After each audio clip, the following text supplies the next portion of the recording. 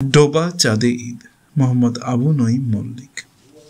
তবে শোনো, তারিখটা মাঘের বার, ঝকঝকে পরিষ্কার আকাশ, যেন আষাঢ়ের বৃষ্টির পর রোদ মাখা বিকেল। চাঁদরাত হবার সম্ভাবনা আছে, না হলে আরেকটা রোজা করতে হবে। কনকনে শীত, সারা দিন শরীর থেকে গরম কাপড় খোলার বুদ্ধি নেই। আস্তে আস্তে গোধূলি বিকেলকে গ্রাস করছে। আমি, নিতু, হিমেল আর পিন্টু 4 বন্ধু। আমাদের খুব মিল।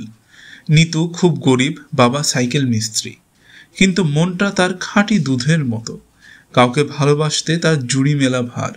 লেখাপড়ায় নিতু আমাদের চেয়ে ভালো। প্রতিবার ঈদ এলে নিতু ও নিতুর বাবা বলতো, আমরা তো গরিব, এই জন্য বোধহয় আসো না। একবার আমরা সব বন্ধু মিলে কথা দিলাম ঈদে নিতুর বাড়ি যাব। চাঁদ দেখার জন্য ফাঁকা মাঠে দাঁড়িয়ে চেষ্টা করলাম, নিষ্ফল চেষ্টা। ঘুটঘুটে অন্ধকার হয়ে গেল।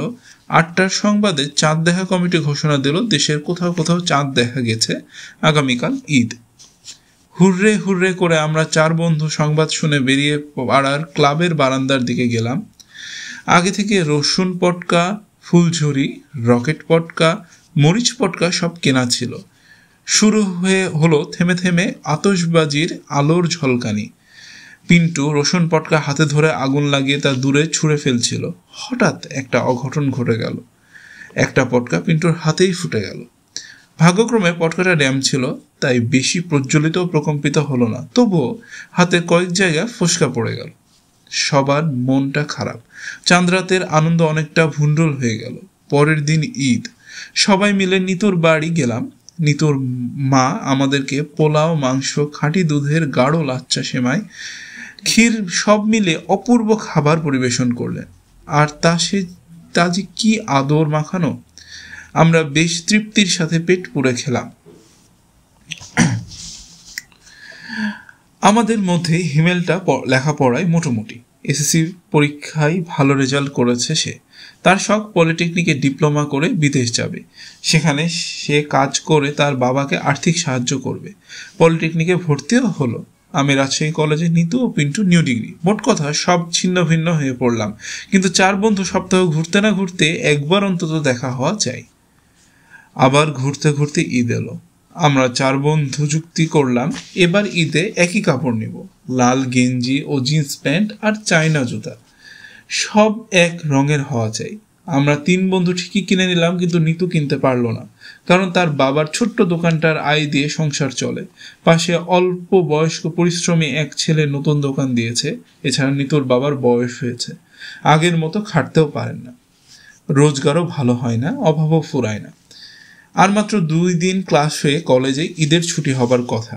হিমেল সকালে আমার বাসায় এলো, আমাকে বলে গেল ঈদে নিতুকে সে প্যান্ট ও গেঞ্জি দেবে। তার মাকে বলেছে, তিনিও রাজি হয়েছেন। সে বলল জুতাটা যেন আমরা 2 বন্ধু মিলে দিই। হঠাৎ শুনতে পেলাম দুপুরবেলায় পলিটেকনিকে মারামারি হয়েছে, বেশ কয়েকজন ছাত্র গুরুতর আহত হয়েছে।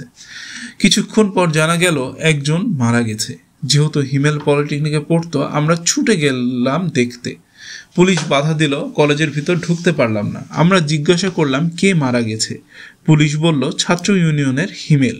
আমরা 3 বন্ধু আকাশ থেকে পড়লাম, শোকে মুহ্যমান হয়ে পড়লাম।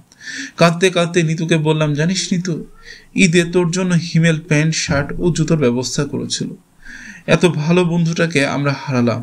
বলেই কাঁদতে কাঁদতে হিমেলের বাড়ি বালিয়াপুকুর দৌড়ে গেলাম চাচা চাচিকে সামলাতে এবং খবর দিতে। ঢুকতেই দেখি গেটের ফাঁকে পুতুল কাঁদছে। পুতুল হিমেলের ছোট বোন। আমরা শক্ত হয়ে পুতুলকে জিজ্ঞাসা করলাম, কি হয়েছে পুতুল? পুতুল বলল, জানেন ভাইয়া, হিমেল ভাইয়াকে নাকি মেরে ফেলেছে। বলেই সে আমাদের জড়িয়ে ধরে আরো জোরে কাঁদতে লাগলো। পুতুলকে কোলে তুলে দোতলায় চাচির কাছে গেলাম। চাচির কি সর্বনাশ হয়ে গেছে। টর্নেডো যেন সাজানো ঘর লন্ডভন্ড করে ফেলেছে। চাচির আর্তনাদ সহ্য করা যায় না। সান্ত্বনা দিতে আমরা ব্যর্থ হলাম। ওদিকে জ্ঞান হারিয়েছেন চাচা। বিকেল গড়তে গড়তে লাশ এলো। মাগরিব নাগাদ হিমেলকে কবরে শোয়ানো হলো। শোকের আহাজারি থামলো না। নিয়মতান্ত্রিকভাবে চাঁদরাত এলো। সন্ধ্যায় চাচি আমাদের বাড়ির দরজার কড়া নাড়াচ্ছিলেন। গেটটা খুলে তাকে দেখে অবাক হলাম। চাচির হাতে ব্যাগ। বললেন, নিতুর বাড়ি চলো। গেলাম। দেখি নিতু তার মায়ের কাছে হিমেলের স্মৃতিচারণ করছিল। চাচি যেন পাথর হয়ে গেছেন, শোকহীন। তিনি ঘরে ঢুকেই নিতুকে বকাবকি শুরু করলেন। তোমরা না বলেছিলে আমার ছেলের অভাব ভুলিয়ে দেবে? কই, আজ চাঁদ রাত 3 বাদর যাওনি কেন? বলে কানটা ধরলো আলতোভাবে। নিতু চোখ মুছে মা বলে জড়িয়ে ধরলো চাচিকে। চাচি একটু আড়াল করে চোখ মুছলেন আঁচল দিয়ে। হয়তো তার বুকের বরফ গলে 1 ফোঁটা পানি চুইয়ে পড়েছে। চাচির কথা মতো আমরা মিশুক নিয়ে পিন্টুর বাসায় ভেড়িপাড়া গেলাম। পিন্টু ছিল না, ওর মা রিং করে ডেকে নিলেন। পিন্টু হনফন করে সাইকেলে ছুটে এলো।